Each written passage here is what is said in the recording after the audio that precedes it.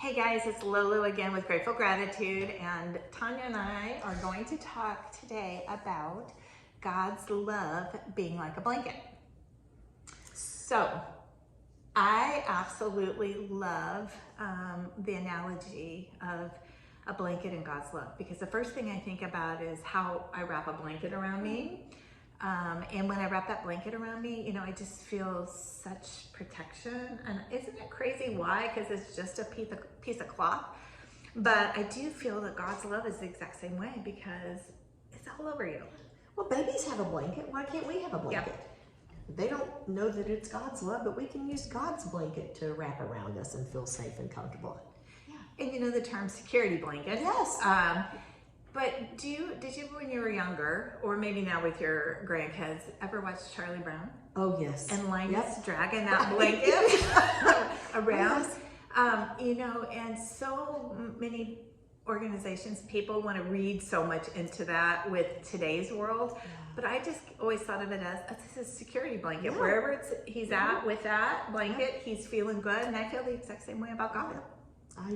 Absolutely. We may not have to carry a blanket, but just think about God's comfort. Yeah. And the security and the safety that he provides for us every day, and knowing that we're taken care of, and just knowing that he loves us. There's no harm that he would ever bring to us. And just whether we've got the physical blanket or just the imagination of that blanket and his arms holding us and comfort us is fabulous. Yeah. It just, and the softer the blanket, and you know, I think about that too, because the texture of the blanket can mean so much. I have an electric blanket that it doesn't matter if it's winter or summer. I have that turned on at night, and Wes is like, why do you have that on? But it's on 1. Right. And the setting 1 is so low, but for some reason when I put it on 1, it just keeps an even temperature, and I just sleep better and feel better. Again, kind of like praying before I go to sleep. You don't do anything weird like that, do you? No, I don't. I'm too hot-natured for an electric blanket. But even your comfort cloths. Yes. I mean, it's a small little piece, but the comfort and the feel and the softness of that is just soothing to your mind and your soul, just to hold that and feel it in a time of need. So a big blanket just warms everything from your head to your toes in a time of need. Yeah. And you know, what's the first thing they do after checking a baby when they're born is they swaddle it. Yes. They wrap it in that blanket so it feels secure and safe. Yes. And you know, a lot of times we just need to remember that and think of God as a blanket, you know. And you know, I think about it too, like when I had a lot of grief, and when you first lose someone very, very special, you feel uncertain and anxious and confused. There's no normal anymore, you know, very similar to the pandemic, when all of a sudden we didn't know what was going on, but we knew there was an illness that was raging. We were locked in our homes, and we really weren't locked in our homes, but we couldn't go and do and have the freedom that we had. And that was a time actually that I spent a lot of time wrapped in a blanket. Right. Well, it just, the uncertainty and that just basic comfort. We all had blankets on our couch, on our bed. Yeah. You know, you're watching TV, you get chilled, you grab a blanket. You know, I've cried into blankets. You know, they're absorbent. You know, you can cry a lot of tears and just have it up at your face and just let it go. And they're all encompassing. They just, take away the fears of anxiety and all that when you're wrapped up in a blanket holding you. And you know, like going back to the little comfort cloth, and I wish I had one here to show you. I usually have everything with me in my purse, but it's just a very small square. It's about 6 inch by 6 inch of white fuzzy fabric. And you know, there are times, you know, I've talked about it, it's like, you know, God called me to that fabric, you know, he makes it so obvious. I always say, because I'm blonde. But, you know, I found that fabric and I started cutting it and sharing it. And there is something, it's just like the gratitude hearts. When you give someone a gratitude heart and they feel the weight and they kind of hold and they kind of go like this. When you hand someone one of these comfort cloths, the first thing, both hands are kind of like, and you see, I mean, you see them relax. And it's like, you know, they're like, I love this so much. And I'm like, well, you know, it's God. Yeah. It's God. You're truly feeling God.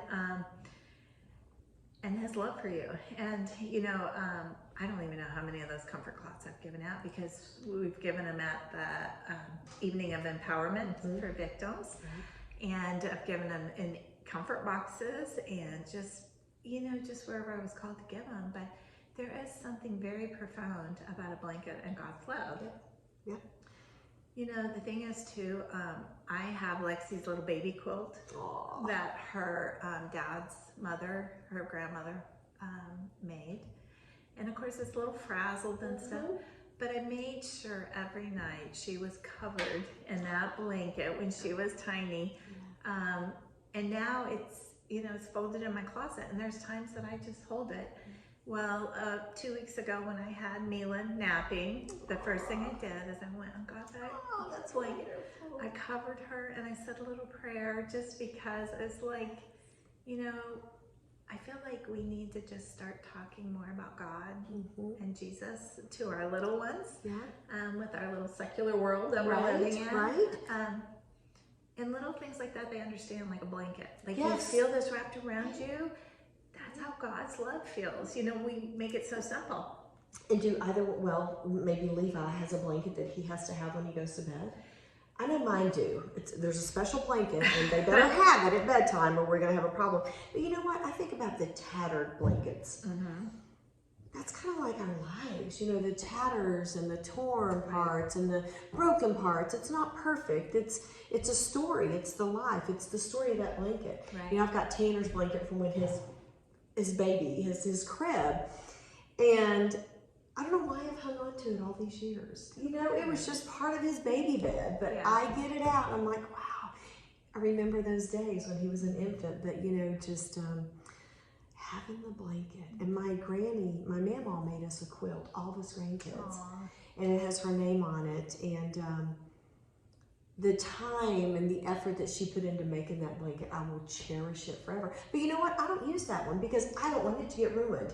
It's the special blanket, but I have it, and will, you know, cherish it all my life. Hours and hours of hand. And that just expresses love so much, because a lot of people will just go buy something, but when someone handcrafts something for another person, it is amazing how special something like that can be. And exactly the same with God's love. I mean, did you say Mama? Your Mama. When she cut the strips, you know, measured them out, did the backing, you know, you think of she may not have been frail, but I think of quilting kind of sometimes as frail.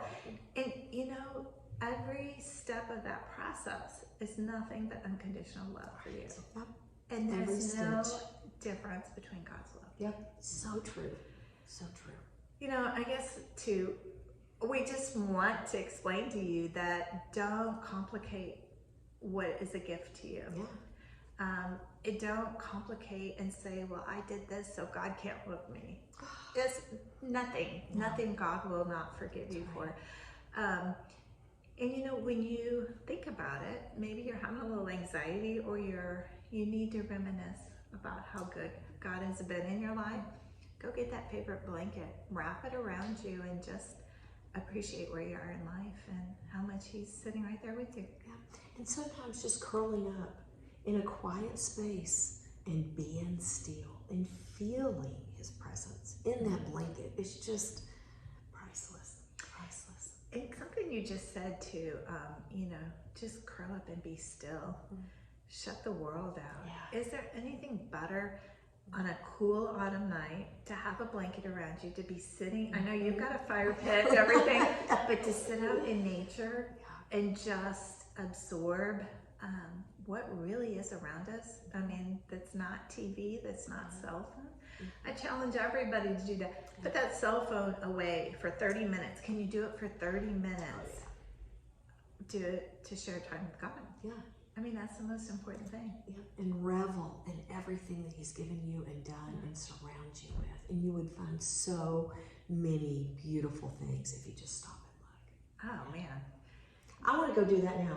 I'm gonna let's take a blanket and just go sit outside. Yeah. Sorry, you got a few more of these to do. Sorry. But until next time, thank you guys. Think about wrapping yourself in a blanket today and, just take time for you and be alone with God and see what comes of it. See ya. Bye.